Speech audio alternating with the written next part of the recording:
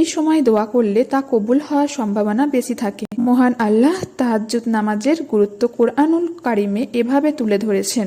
আসসালামু আলাইকুম ওয়া রাহমাতুল্লাহি ওয়া বারাকাতুহু। আশা করি মহান আল্লাহর অশেষ রহমতে আপনারা সকলেই ভালো আছেন এবং সুস্থ আছেন। আজকে আলোচনা করব তাহাজ্জুদ নামাজের ফজিলত সম্পর্কে এবং এই সালাত কখন ও কিভাবে আদায় করবেন। ভিডিওটি স্কিপ না করে সম্পূর্ণ দেখবেন। রাসূল সাল্লাল্লাহু আলাইহি ওয়াসাল্লাম বলেছেন, ফরজ নামাজের পর সর্বশ্রেষ্ঠ নামাজ হলো তাহাজ্জুদের নামাজ। রহমতের মাস যেমন রমাদান, তেমন রহমতের সময় হলো তাহাজ্জুদ। নবীজি সাল্লাল্লাহু আলাইহি ওয়াসাল্লাম বলেছেন, প্রতি রাতে শেষাংশে আল্লাহ সুবহানাহু ওয়া তাআলা প্রথম আসমানে নেমে আসেন এবং বলেন, যে আমাকে ডাকবে আমি তার ডাকে সাড়া দেব, যে ক্ষমা চাইবে আমার কাছে আমি তাকে ক্ষমা করে দেব। এই সময় দোয়া করলে তা কবুল হওয়ার সম্ভাবনা বেশি থাকে, কারণ এ সময় আল্লাহ তাআলা বান্দার দোয়া কবুলের জন্য বিশেষভাবে প্রস্তুত থাকেন। মহান আল্লাহ তাহাজ্জুদ নামাজের গুরুত্ব কোরআনুল কারিমে এভাবে তুলে ধরেছেন। রমজান ছাড়া অন্যান্য মাসে অনেকেরই শেষ রাতে ওঠা হয় না, তাই তাহাজ্জুদ পড়া কঠিন হয়ে পড়ে। কিন্তু রমজান মাসে সেহরি খাওয়ার জন্য আমরা সকলেই উঠি, আর সেহরির সময়ই হলো তাহাজ্জুদের সময়। তাহাজ্জুদ নামাজ পড়তে হয় দুই রাকাত করে, সর্বনিম্ন 2 রাকাত। রাসূল সাল্লাল্লাহু আলাইহি সাল্লাম কখনো কখনো 4 রাকাত, কখনো 8 রাকাত এবং কখনো 12 রাকাত তাহাজ্জুদ পড়তেন। পবিত্র মাহে রমজানে নফলের সওয়াব ফরজের সমান।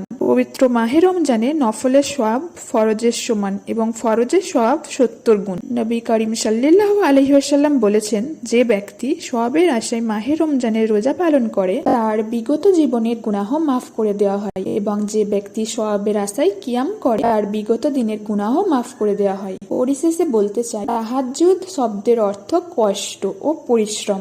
মধ্যরাতে উঠে শয্যা ত্যাগ করে সালাত আদায় করাকে তাহাজ্জুদ বলা হয়। আল্লাহ তাআলা সমস্ত মুসলিম উম্মাহকে শেষ রাতে তাহাজ্জুদ নামাজ পড়ার তৌফিক দান করুন। কোরআন শোনার উপর আমল করার তৌফিক দান করুন, আমিন।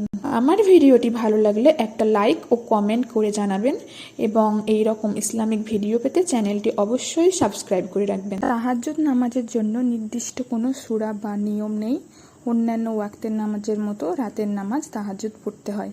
সূরা ফাতিহার সঙ্গে যে কোনো সূরা মিলিয়ে এই নামাজ পড়া হয়। তবে উত্তম হলো বড় সূরা দিয়ে তাহাজ্জুদ নামাজ পড়া। যদি কারো বেশি আয়াত বা লম্বা সূরা মুখস্থ থাকে, তবে তাদের জন্য লম্বা কেরাতে তাহাজ্জুদ নামাজ পড়া উত্তম, কারণ নবীজি সাল্লাল্লাহু আলাইহি ওয়াসাল্লাম সবসময় বড় বড় সূরা দিয়ে তাহাজ্জুদ নামাজ আদায় করতেন। তাই আমাদেরও বড় সূরা মুখস্থ করে তা দিয়ে তাহাজ্জুদ আদায় করা উত্তম।